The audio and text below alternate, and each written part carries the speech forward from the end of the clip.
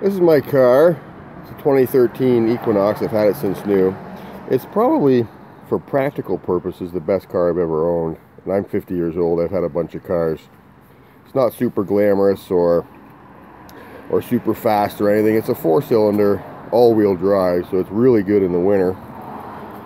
But it's strong enough to pull this 3-sided pop-up that we have here. It pulls it no problem. It's good gas mileage. It's very reliable. I haven't had any issues with this car at all. Except for last night, I got home from Texas. I jumped in the car to go to the store and the check engine light was on. And of course, first thing you check is the oil and the coolant and everything.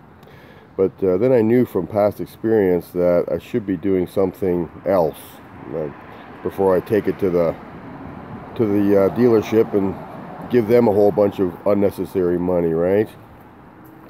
So before you guys do that, if your check engine light is on, 90% of the time, I learned this years ago with a car that I used to have, 90% of the time, it's this right here. Before you take your car to the garage and give them a whole bunch of money, I want you guys to come back here.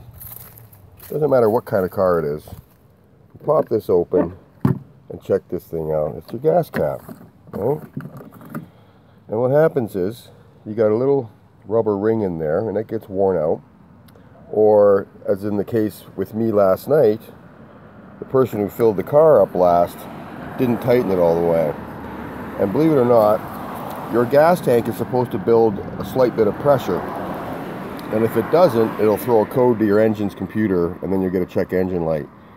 And the way you tighten these, many of you don't know this, I bet, tighten it all the way until you hear a click. You hear that click? Hear that click? No. Hear that click? If you don't hear that click, this thing's not tight enough. And what happens over time, what can happen, is it gets wore out.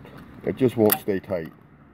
And it'll throw a code. So if you don't tighten that up properly, or if it gets worn out, what you do is you go to your auto parts dealer, spend $20, and throw a new one of those in there.